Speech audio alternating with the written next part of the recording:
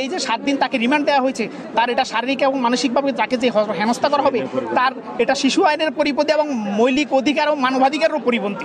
তার জন্ম নিবন্ধন আমরা আদালতে জমা দিয়েছি। তার বয়স হচ্ছে মাত্র 17 বছর, কিন্তু তাকে আজকে 7 দিনের রিমান্ড নেওয়া হয়েছে। আমরা 4 দিন থেকে প্রতিদিন সকাল থেকে সন্ধ্যা পর্যন্ত এখানে অপেক্ষা করতাম। একবার থানায় যেতাম, থানা বলে আমাদের কাছে নাই, ডিবিতে যেতাম, ডিবি বলে আমাদের কাছে নাই, কিন্তু আজকে জানলাম যে তাকে ডিবি থেকে এখানে নিয়ে আসছে। যেটা হচ্ছে এখানে ওর অ্যাকুইজড হচ্ছে 16 নম্বরে, যার নাম হচ্ছে হাসনাতুল ইসলাম ফায়াজ, একাডেমিক সার্টিফিকেট এবং অ্যাকর্ডিং টু বার্থ সার্টিফিকেট তার বয়স হচ্ছে 17 বছর 3 মাস। হ্যাঁ 17 বছর প্লাস।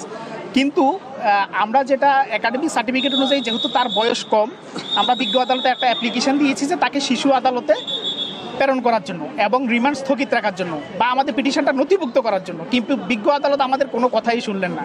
তিনি এটা যেহেতু তাকে সাসপেক্টেড করা হচ্ছে শিশু একাডেমিক সার্টিফিকেট অনুযায়ী, তাহলে অবশ্যই তিনি এটা পেন্ডিং রাখতে পারতেন, বয়স চাষাবাসের জন্য রাখতে পারতেন। কিন্তু বিজ্ঞ আদালত এই শিশুকে 7 দিনের রিমান্ড দিয়েছে, যেটা আইন এটাকে করে না। তো আমরা এটা একটা যেটা পেয়েছি যে উনি আমাদের যদি পিটিশনটা নথিভুক্ত রাখতে পারতো বা বয়স যাচাই বাছাইয়ের জন্য রাখতে পারতো, তাহলে উনি একটা টাইমে এটা সার্টেন টাইমে সাসপেক্টটা ক্লিয়ার হয়ে যেতে পারতাম, যেহেতু একাডেমিক সার্টিফিকেট এবং বার্থ সার্টিফিকেট আমাদের আছে। আর এই ছেলেটা হচ্ছে গোল্ডেন জিপিএ পাওয়া একটা ছেলে, মাত্র ঢাকা কলেজে ভর্তি হয়েছে, একটা মেরিটিয়াস স্টুডেন্ট। কিন্তু এই যে 7 দিন তাকে রিমান্ড দেওয়া হয়েছে, তার এটা শারীরিক এবং মানসিকভাবে তাকে যে হেনস্থা করা হবে, তার এটা শিশু আইনের পরিপন্থী এবং মৌলিক অধিকার ও মানবাধিকারেরও পরিপন্থী।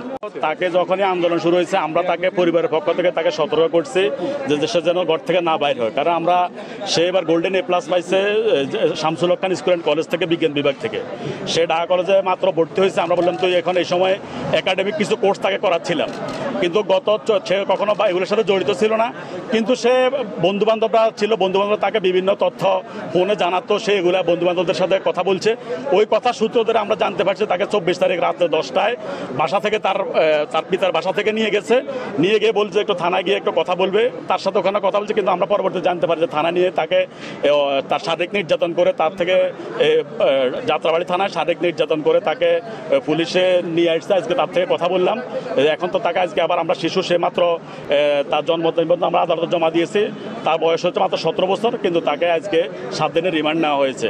আমরা আদালতের কাছে ন্যায় বিচার প্রত্যাশা করেছিলাম যে শিশু আদালতে এটাকে প্রেরণ করে শিশু হিসেবে তাকে নথিভুক্ত করে শিশু আইনে তার বিচারের ব্যবস্থা করা হোক, যদি সে প্রকৃত অপরাধী হোক। কিন্তু তাকে 24 তারিখ ধরে আজকে 28 তারিখ, 4 দিন পরে আমরা পরিবার জানি না, আমরা বিভিন্ন থানায় যখন খবর নিচ্ছি, এই থানা বলে ওখানে নাই, এই থানা বলে ওখানে নাই। কিন্তু 4 দিন পরে আজকে তাকে আমরা একটু আগে আমরা প্রতিদিন এখানে এসে দাঁড়ায় থাকতাম, আজকে হঠাৎ করে দেখি যে তাকে এখান থেকে বাইর করছে। সাথে সাথে আমরা আইনজীবী গিয়ে তার খুলে আমরা কাগজপত্র সাবমিট করছি, কিন্তু বিজ্ঞ আদালত তাকে 7 দিনের রিমান্ড দিয়েছে। আমরা আদালতের কাছে ন্যায় বিচার প্রত্যাশা করছি। ধরছে যাত্রাবাড়ি থানা, ধরছে, ধরে পরে আমরা পরে জানতে পারছি তাকে আজকে ডিবি থেকে